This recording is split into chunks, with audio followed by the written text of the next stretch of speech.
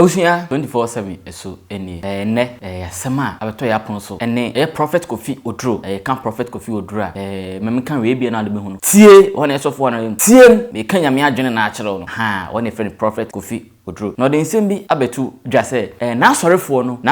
bi edi ono ni pictures akoye prayer point ni pictures ya ono ni picture na obi atwa no ena mo de ni prayer point na ono angasa momu de se wo yare a wo so mo de ni prayer point se omo yare a ena mo de gina so de bomb paye so mo yare no gina so de bomb paye no ono angasa momu a ono angasa de ni padua no so no momu de so yare a okun ni specialist okun ni doctor ba solema no e de ono picture no e prayer point as omo nya yale pe ena papa picture on sa ankrofo ni bi no papa picture ena mo be gina so de bomb paye mo he picture na bomb paye asu agusu a enso na yade na se na so no no ono angasa momu a e ni padua no de ondo yale a okun ni specialist ti asema wakan wabu be se ono ankasa ni padua ni mpo no oyale a okohu ni doctor na wo o de oso kohwe ni picture ena dia bom paye se o mpaye no ho beto ya de ne wo so no beko no wo se wa hwe obewu obeto no wo ekokwa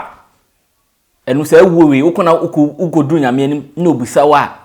anu ye be na de koma no se na papa awurade na osofo yi ni maaye no na ma hwe ni picture na de bom paye se me ho ntome enti me ho ntome na me de ewu da bi o se ade no enye so wo yale a kono ko hu doctor na wo doctor na anka se hu yade property a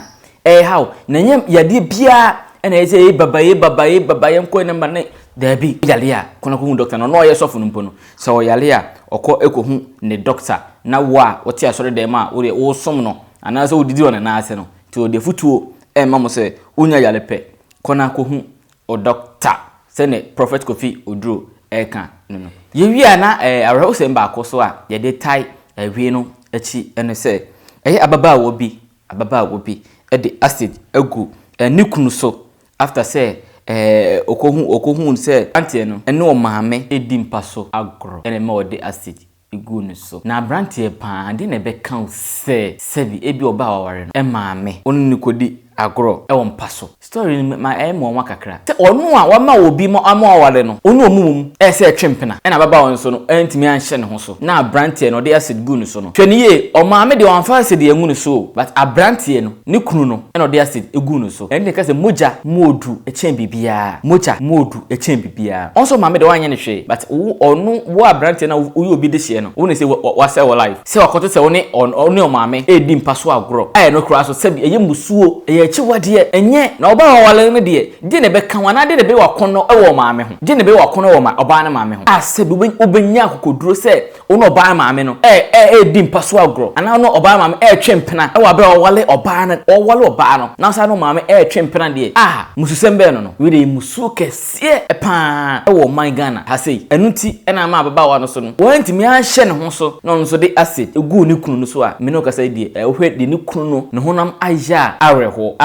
papa wase ni nipadua yi tino kasa yi eye abrantie no o wile sabia oguso ku se obenya nkwa te wanya nkwa so a me de enyo bi ne kumantwi ono ankasa na etukotia mena san de yem se ababa wa waware no anu ne te de ono maame kwatwempena se de enti na wo ase wo no se obi aware oba na menim adekura hu no be ma no ho na oba ekunu so ho ye wakono de like ayebaye anasa ye de ne ma oba ekunu mpo hu be wakono oba wawo no omoba fia ba beje aware afiri wo hu be ma no na ene de oba na aware awie no na ne kunu so twempena musu sem saa de ekoso pa na ya na most na de saa de we ni ba ne se be ma one na yire ete na sabi etoda omo ensinum ewo fie obi no ebia be ma ne maame be ma ne papa wo fie obi no anaso oba ne maame anaso oba ne papa ne wo fie obi no saa de we na kofa saa de we eba because ebeye dene se bia ka oba no o maame ntifie obi a ka be de na saa de we akoso nemu menam se omo ne na tifie ba akumu no ene kofa saa de we na edeba enti maame de na hu no be ma no like ade a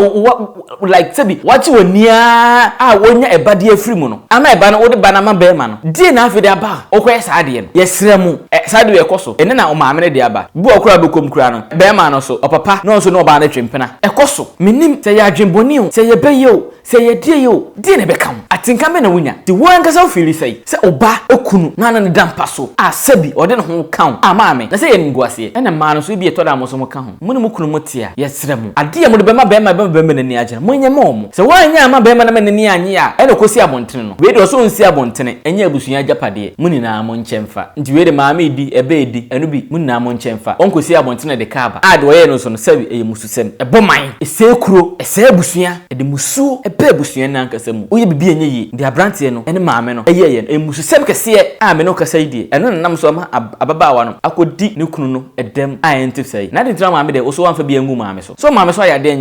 enye a obi abrante nko na otimi de ased ngu no so no ene ka we omi na wo ho omo ene ka wo mi no obi anye ne de but wo ye baako agyae baako o maame de o maame ukunu de one de onko asemu ye bekoso adi akire apene tuma sibre anwu se ababaawa no se de ngba ko gina asem dibia anase ye be ye ne de no nse 24/7 de e ba ye fa nka memo ye be di nsem ye chi kopem mra ye be hu asem no ne final judgment na ye de abrem 24/7